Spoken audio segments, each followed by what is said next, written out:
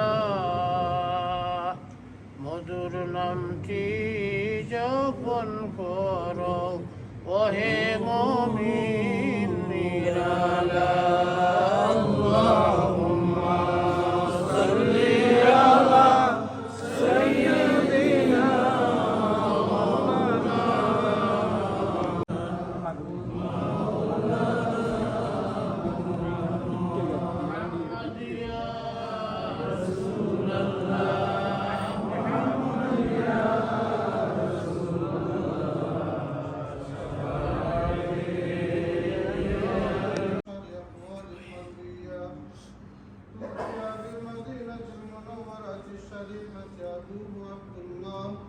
وكان قد استهزأ بأخواله بني عدي من الطائفة النجارية ومكث فيهم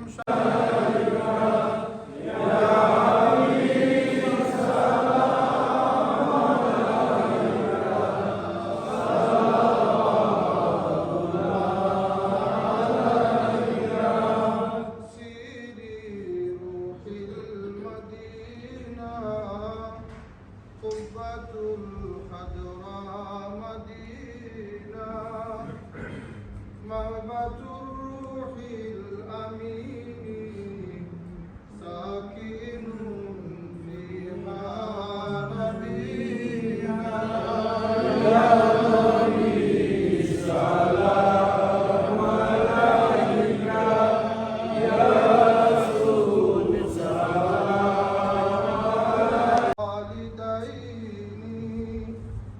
حوضك الصافي المبرد وردنا يوم النشور يا نبي سلام عليك يا رسول سلام عليك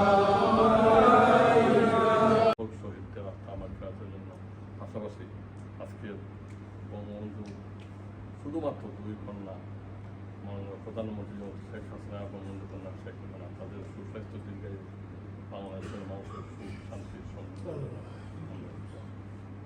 আমার মনে হয় প্রত্যেকে প্রায় 50 বছরের কাছাকাছি সময় প্রত্যেক বছরই এই মাসটি পালন করেন শোকে।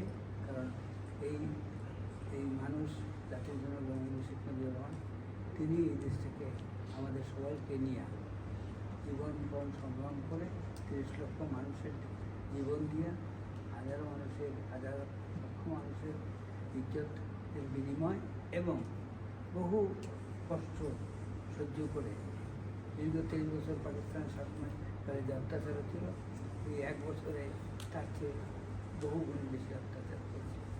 এই অত্যাচারের মধ্যে দিয়ে এই দেশটিকে স্বাধীন করে দিয়ে দিচ্ছে আমাদের জন্য একটি জন্মভূমি, একটি আবাসভূমি, একটি স্বাধীন সত্তার সৃষ্টি করে দিয়ে শুনতাম যে ফ্যাসিস্ট স্বৈরাচার, এখন আমরা স্বচক্ষে দেখতেছি যে আমাদের দেশের প্রাইম মিনিস্টার একজন স্বৈর শাসক।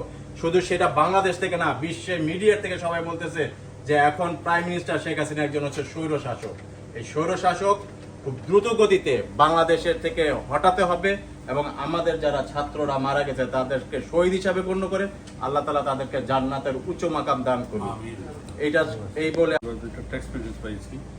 আমরা অতিথি আসলে এখানে মনে করেন আমরা বাড়ির নাজির ভাই তাই নাইরা 10 মিনিটসের ভিতরে বিশিষ্ট আইনজীবী। আর আজকে আমি ধন্যবাদ জানাই স্পেশালি মোলা সাহেবকে।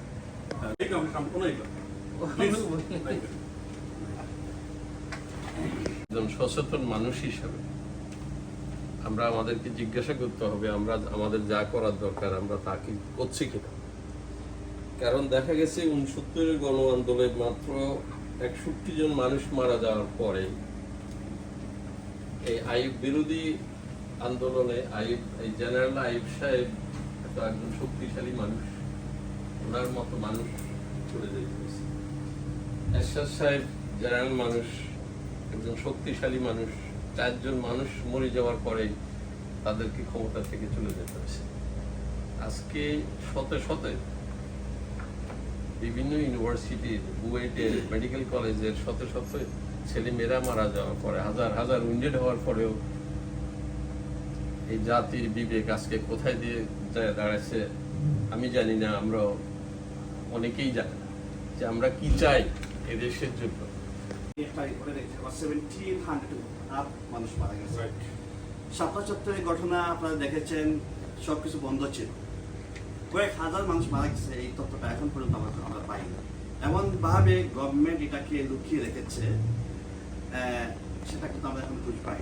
ঠিক সেইভাবে কি বন্ধ ছিল, ইন্টারনেট বন্ধ ছিল, সব কিছু বন্ধ ছিল। এই সুযোগে অসংখ্য অগণিত হাজার খানিক উপরে মানুষ এই মানে আমাদের ছাত্রবাহীদেরকে হত্যা করা হয়েছে। আমি আবার বলছি, এই সংগঠনের কোনো মানে রাজনৈতিক সংগঠন না, আমি কিন্তু রাজনৈতিক ব্যক্তি নয়, আমি জার্নালিজম চর্চা করি। এনিওয়ে, আমি নিরপেক্ষ কথা বলছি, বিষয়টা সবাই অন্যদিকে নেবেন না।